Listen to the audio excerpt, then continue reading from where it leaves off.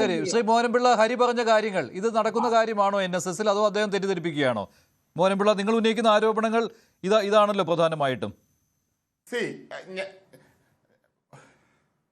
തീർച്ചയായിട്ടും GV ഹരി, ഞാൻ പറഞ്ഞല്ലോ അദ്ദേഹത്തിന് ഞാൻ ആ ഒരു സൈഡിൽ നിർത്താം. കാര്യം അദ്ദേഹത്തെ സംബന്ധിച്ചിടത്തോളം ഒരക്ഷരം, അതായത് ഞാൻ പറഞ്ഞ കാര്യങ്ങളെ കുറിച്ച് പറയും മോഹൻപിള്ള. ഞാൻ പറഞ്ഞ കാര്യങ്ങൾ നടക്കുന്നുണ്ടോ ഇല്ലയോ അതാണ് മഞ്ജുഷ ചോദിച്ചത്. ഞാനിപ്പോ കുറച്ച് കാര്യങ്ങൾ പറഞ്ഞല്ലോ, ആ കാര്യങ്ങൾ നടക്കുന്നുണ്ടോ ഇല്ലയോ എന്ന് മാത്രം പറഞ്ഞാൽ മതി.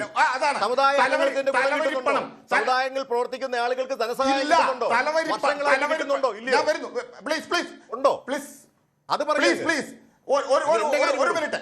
തലവരിപ്പണം നേരത്തെ, ഇപ്പോൾ തലവരിപ്പണം മേടിച്ചാൽ വരത്തില്ല. കാര്യം കോളേജൊക്കെ അടച്ചുപൂട്ടുക ഹരി. ഇപ്പൊ പിള്ളേരെ ഇങ്ങോട്ട് വിളിച്ചോണ്ട് വരണം. ഒരു കോളേജും ഇല്ല.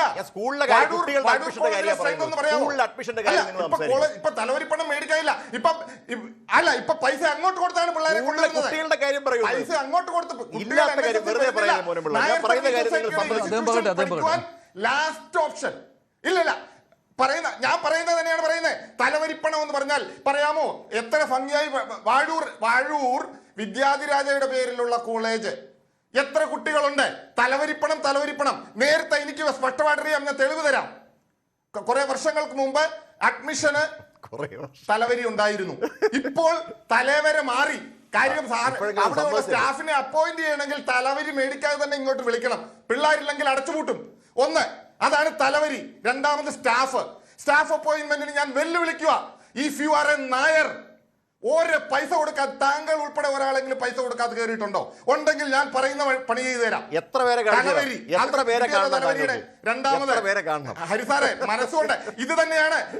22 ഡയറക്ടർ ബോർഡ് മെമ്പർമാരിലുണ്ടല്ലോ, ഒരു 11-12 പേരും ഇപ്പം മിണ്ടാതിരിക്കുക. ഒരു വിസ്ഫോടനം പ്രതീക്ഷിക്കാം. 12-13 പേര്. അതാരും പറയത്തില്ല. കാര്യം ഹരികുമാർ കോയിക്കൽ മരിക്കുന്നത് വരെ, മരിച്ചു കഴിഞ്ഞ് സഞ്ചയനത്തിന് പോയെന്ന് പറഞ്ഞാണ്. സഞ്ചയനത്തിന് പോയിട്ടില്ല. ഒന്ന് മനസ്സിലാക്കേ. താങ്കൾ തിരുവനന്തപുരത്ത് ഇരിക്കുന്നതുകൊണ്ട് ചങ്ങനാശ്ശേരിയിലൊന്നും അറിയത്തില്ല.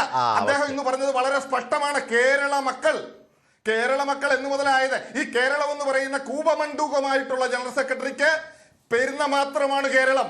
അവിടെ മാത്രമാണ് ബിൽഡിംഗ് പണിയുന്നത്. വളരെ പുരാതനമായിട്ടുള്ള നായർ സർവീസ് സൊസൈറ്റിയുടെ മെയിൻ ആയിട്ടുള്ള ബിൽഡിങ്ങിന്റെ ഫ്രണ്ടിൽ പുതിയ കോൺക്രീറ്റ് മന്ദിരം ഇപ്പൊ പണിയുവാണ്. GV ഹരിക്ക് അറിയുമോ? ഏറ്റവും വലിയ സമുന്നതമായിട്ടുള്ള ഓഡിറ്റോറിയം ഉണ്ടാക്കി. അതിന് എത്ര നിങ്ങൾ അതിന്റെ ഡയറക്ടർ ബോർഡ് ഉണ്ട്, അല്ലെങ്കിൽ പ്രതിനിധി സഭയുണ്ട്, പോയിട്ട് എന്തെങ്കിലും ഒന്ന് ചോദിച്ചിട്ടുണ്ടോ? അതിന്റെ കണക്ക് എത്ര ബുക്കിംഗ് ഉണ്ട്? ഏതെങ്കിലും ഒരു ദിവസം അവിടെ ബുക്കിംഗ് നടക്കുന്നുണ്ടോ? 2, കന്യാകുമാരിയിലെ സ്ഥലം വിറ്റെന്ന് ഇറങ്ങിപ്പോയെന്ന് പറഞ്ഞത് കൊണ്ടാണ് കന്യാകുമാരിയിലെ സ്ഥലം വിറ്റത്. ഡോക്യുമെന്റ് നിങ്ങളുടെ ജനറൽ സെക്രട്ടറി കള്ള ആധാരമല്ല, പവർ ഓഫ് അറ്റോർണി സംഗീത് കുമാറിന് കൊടുത്തു. അതിന്റെ ഡോക്യുമെന്റ് വിട്ടിട്ടുണ്ട്. ധൈര്യം ഉണ്ടെങ്കിൽ മറുപടി പറ. ഞങ്ങളുടെ ആരാധ്യനായിട്ടുള്ള നിങ്ങളുടെ വലിയ ആളായിട്ടുള്ള മാർപ്പാപ്പ ഒന്ന് പറഞ്ഞതാ. ഉണ്ടെങ്കിൽ ഞാൻ വെല്ലുവിളിക്കുക. കള്ള ആധാരം കൊള്ള. ഇത് കൂടുതൽ വല്ലതും പറയണോ? കോളേജുകൾ സ്കൂളുകളുടെ അവസ്ഥ, എത്ര ബിൽഡിങ്ങുകളാണ് ഇടിഞ്ഞു പോകുന്നത്. തല കുനിച്ചാണ് പോകുന്നത്.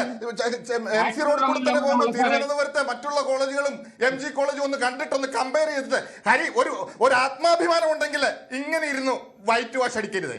എനിക്ക് മനസ്സിലായി. ശരിയാണ്, ജോലി NSSൽ ഉള്ളത് കൊണ്ട് തീർച്ചയായിട്ടും മുട്ടുമടക്കി തൊഴുത് നിന്നേ പറ്റുള്ളൂ. അത് മനസ്സിലാക്കുന്നുണ്ട്. അതുകൊണ്ട് ഞാൻ ആ കൂടുതൽ കമന്റിൽ ദയവായിട്ട് തന്നെ അതിനകത്തോട്ട് വലിച്ചടക്കരുത്. അതുപോലെ പെരുന്നേ പോയി ആരും ഇരിക്കത്തില്ല എന്ന് പറഞ്ഞ് ശരിയാണ്. ഞാൻ പോയി ഇരിക്കും. ഞാൻ ഇരുന്നിട്ടുകൊണ്ട് ഇന്ന് വരെ ഇരുന്നിട്ടുള്ളൂ. നേരെ പോയി ഇരുന്നിട്ടേ ഉള്ളൂ. പക്ഷേ ഞാൻ ഇരിക്കുമ്പോഴും ഈ ഹരി ചിരിക്കുന്നു. ഡയറക്ടർ ബോർഡ് മെമ്പർമാര്, മറ്റുള്ളവര്, പ്രിൻസിപ്പൾമാർ വന്ന് കാലെ തൊട്ട് തൊഴുവാണ്. അതുകൊണ്ടായിരിക്കും ഗണേഷ് കുമാർ പറഞ്ഞത് എപ്പോഴും താഴോട്ട് നോക്കുന്ന എന്റെ കാലയിൽ ആരെങ്കിലും തൊഴാൻ വരുന്നുണ്ടോ എന്ന്. പിന്നെ ഇദ്ദേഹം ജനറൽ സെക്രട്ടറി ആയത് പിന്നെ 40 വർഷം ഇങ്ങനെ ഇരിക്കുക എന്ന് പറഞ്ഞ എന്നാ അറിയാവോ? ഹരിക്കൊരു കാര്യം അറിയത്തില്ല. ഒരു ഫംഗ്ഷനും പെരുന്ന വിട്ട് പോകത്തില്ല. കാര്യം പോയാൽ ആ കസേര വേറെ വല്ലവരും കയറിയിരിക്കും.